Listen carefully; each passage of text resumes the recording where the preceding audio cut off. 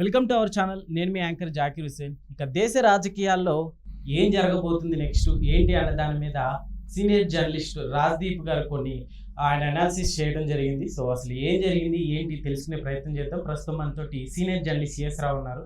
Welcome చెప్పేద్దాం.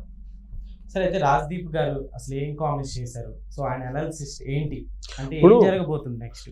యాక్చువల్గా రాజ్దీప్ ఆయన ఒక బ్లాగ్ని మెయింటైన్ చేస్తున్నాడు. స్ట్రైట్ బ్యాట్ అనేటువంటి ఒక వీడియో బ్లాగ్ అది.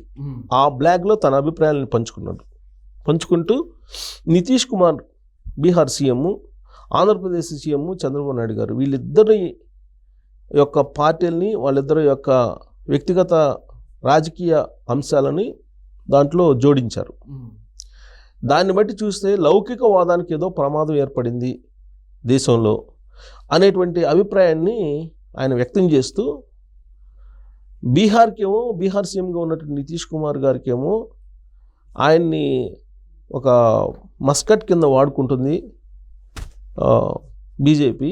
ఓకే, చంద్రబాబు నాయుడు గారినేమో ఆయన్ని కొంచెం కంట్రోల్లో పెట్టి వాడుకుంటున్నారు బీజేపీ అనేటువంటి యాంగిల్లో ఆయన ప్రొజెక్ట్ చేశారు.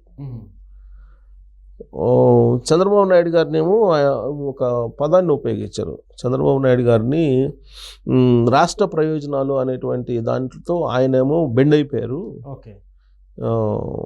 మోడీకి. ఆయనేమో వయసు అయిపోయింది, మళ్ళీ సీఎం కావాలన్నటువంటి కోరికతోటి బీజేపీ తోటి ట్రావెల్ అవుతున్నాడు. బట్ వీళ్ళిద్దరూ ఇప్పుడు ఎన్డీఏ కూటమికి రైట్ అండ్ లెఫ్ట్గా ఉన్నారు. వీళ్ళిద్దరూ పార్టీ సిద్ధాంతాలను కాదని మారినటువంటి రాజకీయ పరిస్థితులు, అలాగే అవసరాలకు అనుగుణంగా మార్పు చెందారు రాజకీయంగా అనేటువంటి విశ్లేషణ చేశారు. సిద్ధాంతాలను వదిలిపెట్టేశారు వీళ్ళు అని చెప్పి చాలా క్లియర్గా దాంట్లో రాజ్దీప్ ఆయన వ్యక్తపరిచారు. సరే, ఆయన ఆ బ్లాగ్లో వ్యక్తపరిచినటువంటి అంశాలను మనం పరిశీలిస్తే ఎవరిని టార్గెట్ చేశారు? నిజంగానే అట్లే చేసినట్టు అనిపించిందా సార్ మామూలుగా మీకు? అదే ఆయన అభిప్రాయం. ఆయన బ్లాగ్లో పొందుపరిచినటువంటి అంశాలను కనుక మనం అబ్జర్వ్ చేస్తే ఓవరాల్గా ఎలాంటి కంక్లూజన్కి రావచ్చు అని అంటే, చంద్రబాబు నాయుడు గారు లేదా తెలుగుదేశం పార్టీ సిద్ధాంతాలు వేరు, బీహార్ సీఎం నితీష్ కుమార్ గారు ఆయన పార్టీ జేడీయూ ఆ పార్టీ సిద్ధాంతాలు వేరు. ఈ సిద్ధాంతాలకి భిన్నంగా వీళ్ళు వ్యవహరించాల్సినటువంటి పరిస్థితి ఏర్పడింది ఇప్పుడు. అందుకని భిన్నంగా వ్యవహరిస్తున్నారు, సిద్ధాంతాలను పక్కన పెట్టారు అనేది ఒకటి. వీళ్ళిద్దరూ సిద్ధాంతాలను పక్కన పెట్టినందువల్ల లౌకికవాదానికి మతతత్వానికి మధ్య ఉండేటువంటి లక్ష్మణ రేఖ చిరిగిపోయింది అనేటువంటి ఒక అభిప్రాయం వ్యక్తం చేశారు. అంటే ఇండైరెక్ట్గా ఆయన ఏం చెప్పారు, డైరెక్ట్గా చెప్పకపోయినా వీళ్ళిద్దరూ మారినందువల్ల భారతదేశంలో లౌకికవాదం పోయింది, మతతత్వం కలిసిపోయింది, ఈ రెండు కలిసిపోయినాయి, ఇది మంచిది కాదు అనేటువంటి అభిప్రాయాన్ని ఆయన తన బ్లాగ్లో, వీడియో బ్లాగ్లో వ్యక్తం చేసినట్టు నాకు అనిపించింది. ఆయన వ్యక్తం చేసినటువంటి అంశాలను చూస్తే ఆయన అసలు చంద్రబాబు నాయుడు గారిని, నితీష్ కుమార్ గారిని అసలు మీరు ఎందుకున్నారు ఎన్డీఏలో, భాగస్వామిగా ఉండాల్సిన అవసరం ఏంటి అనేటువంటి ప్రశ్నను జోడించినట్టు అనిపించింది, నాకు సంధించినట్టు అనిపించింది. ఇప్పుడు ఒకవైపు ఏమో చంద్రబాబు నాయుడు గారు ఏంటి, ఒకప్పుడు నరేంద్ర మోడీ గారిని ఉగ్రవాది కింద పోల్చాడు. అలాగే నితీష్ కుమార్ గారు ఇదే నరేంద్ర మోడీ గారిని నియంత అన్నారు. ఆయనేమో నియంత అన్నారు, ఈయనేమో ఉగ్రవాది అన్నారు నరేంద్ర మోడీ గారిని. ఇప్పుడేమో నరేంద్ర మోడీ గారే ఈ దేశానికి అవసరం, ఆయన నాయకత్వం అవసరం అని చెప్పి చంద్రబాబు నాయుడు గారు చెప్తున్నారు. నితీష్ కుమార్ గారేమో ఆయన లాంటి నాయకుడు మరొకళ్ళు ఉండరు అని చెప్పి, తిరుగులేని నాయకుడు అని చెప్పి ఆయన అంటున్నాడు నరేంద్ర మోడీ గారిని. ఎందుకు అంటున్నారు అనే దాని మీద ఈయన వివరణ ఇచ్చారు. ఎందుకు అంటున్నారు, 2019లో ఇదే చంద్రబాబు నాయుడు గారు నరేంద్ర మోడీ గారిని ఉగ్రవాది కన్నా ప్రమాదం ఇతను అని చెప్పి ప్రచారం చేశాడు 2019 ఎన్నికల్లో. నరేంద్ర మోడీ గారు ఆంధ్రప్రదేశ్ వస్తే నల్ల బెల్లుల్ని ఎగరేసి నిరసనలు తెలిపారు. అంత వ్యతిరేకించినటువంటి చంద్రబాబు నాయుడు గారు నరేంద్ర మోడీ గారిని ఇవాళ నరేంద్ర మోడీ గారికి అత్యంత ఆప్తులయ్యారు. ఎందుకు అయ్యారు అనే దాని మీద ఆయన ఎలాంటి కంక్లూజన్కి వచ్చారు? రాజ్దీప్ సర్దేశాయి ఆయన నేషనల్ జర్నలిస్టు, ఆయన కాలమ్స్ రాస్తుంటాడు ప్రతి వారం కూడా ఏదో ఒక పేపర్లో దాన్ని అనువదిస్తూ ఉంటారు తెలుగు పేపర్లో. ఇప్పుడు ఆయన వీడియో బ్లాగ్లో పెట్టారు. ఎందుకు మారారు చంద్రబాబు నాయుడు గారు?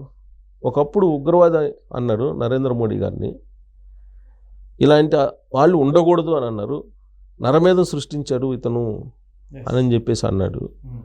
మరి అలాంటి అతనికి ఎందుకు ఇప్పుడు ప్రాధాన్యత ఇస్తున్నాడు అని అంటే, ఆయన చెప్పినటువంటి ఆయన వ్యక్తం చేసినటువంటి అభిప్రాయం ఏంటంటే, రాజ్దీప్ సర్దేశాయ్ మారుతున్నటువంటి రాజకీయాలకు అనుగుణంగా, పరిస్థితులకు అనుగుణంగా, రాజకీయ పరిణామాలకు అనుగుణంగా మారకపోతే నిలబడలేము అనేటువంటి అభిప్రాయానికి వచ్చి ఉండొచ్చు.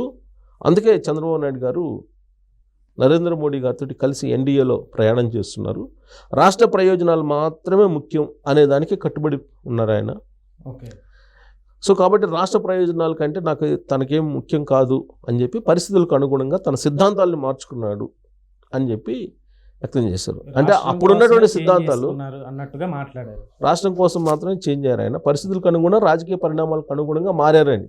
ఇప్పుడు రాజకీయ పరిణామాలకు అనుగుణంగా కూడా, పరిస్థితులకు అనుగుణంగా రాజకీయ పరిణామాలు ఏంటి? ఇవాళ బీజేపీ పార్టీ నరేంద్ర మోడీ గారు కానీ, అమిత్ షా గారు కానీ ఎవరైనా సరే వాళ్ళని వ్యతిరేకిస్తే కనుక ఏం జరుగుతుందనేది మనకు తెలుసు. వాళ్ళిద్దరికంటే ముందుగా ఈడీ, సిబిఐ వస్తున్నాయని చెప్పి కాంగ్రెస్ పార్టీ వాళ్ళు చెప్తున్నారు.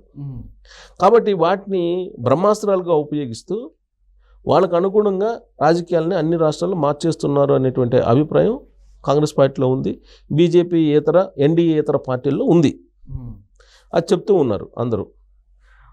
చంద్రబాబు నాయుడు గారి గురించి ఎందుకు రాశారని ప్రత్యేకించి నితీష్ కుమార్ గారి గురించి, చంద్రబాబు గారి గురించి ఎందుకు రాశారని అంటే, వీళ్ళిద్దరూ చాలా సీనియర్ పొలిటీషియన్స్, నేషనల్ లెవెల్లో ప్రత్యేకమైన గుర్తింపు కలిగినటువంటి లీడర్స్. ఒకప్పుడు యునైటెడ్ ఫ్రంట్ని నడిపారు చంద్రబాబు నాయుడు గారు. రాష్ట్రంలో కాంగ్రెస్ పార్టీ హవాని కాదని చెప్పి నేషనల్ ఫ్రంట్ అనే దాన్ని ఎన్టీ రామారావు గారు తీసుకొస్తే దాన్ని తెరవేనుకుని నడిపారు. నేషనల్ ఫ్రంట్ని, యునైటెడ్ ఫ్రంట్ని నడిపారు. తర్వాత ఎన్డీఏని నడిపారు చంద్రబాబు నాయుడు గారు. సేమ్ అదే అనుభవం నితీష్ కుమార్ గారికి కూడా ఉంది. ఈయన కన్వీనర్గా ఉన్నారు, ఆయన కన్వీనర్గా ఉన్నారు ఎన్డీఏకి. సో కాబట్టి వాళ్ళు కేంద్ర ప్రభుత్వాల్ని, సంకీర్ణ ప్రభుత్వాల్ని నడిపినటువంటి నేషనల్ లుక్ ఉన్నటువంటి బలమైనటువంటి లీడర్లు నితీష్ కుమార్ గారు, చంద్రబాబు గారు. అయితే వీళ్ళిద్దరు దేశ రాజకీయాల్లో ఉన్న చక్రం తిప్పే ఛాన్స్లు ఏమైనా ఉన్నాయంటారు సార్? ఆల్రెడీ తిప్పారు. నరేంద్ర మోడీ గారు గుజరాత్ ముఖ్యమంత్రిగా ఉన్నప్పుడే వీళ్ళు ఢిల్లీలో చక్రం తిప్పారు. అలాంటి వాళ్ళు ఇప్పుడు నరేంద్ర మోడీ గారికి బెండ్ అయినందువల్ల దేశానికి నష్టం జరుగుతుంది అనేటువంటి అభిప్రాయాన్ని రాజ్దీప్ సర్దేశాయ్ తన బ్లాగ్లో పొందుపరిచారు. స్ట్రైట్ బ్యాట్ అనేటువంటి ఒక బ్లాగ్, దాంట్లో పొందుపరిచారు. డైరెక్ట్గా చెప్పలేకపోయినా ఇండైరెక్ట్గా. ఆయనేమో వయసు రీత్యా ఇబ్బంది పడుతున్నాడు, అనారోగ్య సమస్యలతో ఉన్నాడు నితీష్ కుమారు. ఇప్పుడు బీజేపీ తోటి నడిచి వెళ్ళక తప్పనటువంటి పరిస్థితి. ఆయనేమో ట్రావెల్ అవుతున్నారు, ఆయన సిద్ధాంతాలు వేరు, బట్ ఆయన ట్రావెల్ అవుతున్నారు. ఇప్పుడు ఈయన రాష్ట్ర ప్రయోజనాలు అని చెప్పి ట్రావెల్ అవుతున్నారు. నరేంద్ర మోడీ గారితో కలిసి నడవడానికి వీళ్ళు మానసికంగా సిద్ధపడ్డారు. దాంతో లౌకికవాదం, మతతత్వం రెండు కలిసిపోయాయి అనేటువంటి ఆ బౌండరీ ఏదైతే ఉందో లక్ష్మణ్ రేఖ, ఆ లక్ష్మణ్ రేఖ కనిపించకుండా పోయింది అనేది ఆయన అభిప్రాయం. అంటే ఇండైరెక్ట్గా ఏంటి, ఈ దేశానికి అంత మంచిది కాదు, మతతత్వమే లౌకికవాదం మతతత్వం అన్నట్టుగా కనిపిస్తున్నాయి. ఇప్పుడు దాన్ని ప్రశ్నించేటువంటి చంద్రబాబు గారు, నితీష్ కుమార్ గారు వాళ్ళ పరిస్థితులకు అనుగుణంగా రాజకీయాలను మార్చుకోవడం కారణంగా ఇదంతా ఏర్పడింది అనేటువంటి అభిప్రాయాన్ని వ్యక్తం చేశారు. సో రాబోయేటువంటి రోజుల్లో మరి వీళ్ళిద్దరూ ఇదే తరహాలో వెళ్తారా? ఆయనే చెప్పాడు రాజకీయ పరిస్థితులకు అనుగుణంగా మారుతారు అనేది కూడా చెప్పారు. సో రాజకీయ పరిస్థితులు మారేటప్పుడు వీళ్ళు మారుతారు. అంటే సిద్ధాంతాలు, రాజకీయ పార్టీలకు ఇప్పుడు సిద్ధాంతాలు లేవు, సిద్ధాంతాలను వదిలిపెట్టి రాజకీయాలు చేస్తున్నారు అనేటువంటి అభిప్రాయాన్ని వ్యక్తం చేస్తూ, అలాంటి వాళ్ళలో వీళ్ళిద్దరు ప్రముఖంగా కనిపిస్తున్నారు భారతదేశంలో అనేటువంటి అభిప్రాయాన్ని ఆయన వ్యక్తం చేశారు. ఆయన బాధ ఏంటంటే, నాకు అర్థమైంది, వీళ్ళిద్దరు సపోర్ట్ చేయకపోతే నరేంద్ర మోడీ గారు ఉండరు ప్రధానమంత్రిగా, అప్పుడు లౌకికవాదం అనేది నిలబడుతుంది. ఇప్పుడు నడుస్తుంది మతతత్వం అనే యాంగిల్లో ఆయన ప్రొజెక్ట్ చేసే ప్రయత్నం చేశారు, డైరెక్ట్గా చెప్పకుండా ఇండైరెక్ట్గా. అది మనం డైరెక్ట్గా అందరికీ అర్థమయ్యేటట్టు మనం విశ్లేషించాం, అంతే. Okay sir, thank you.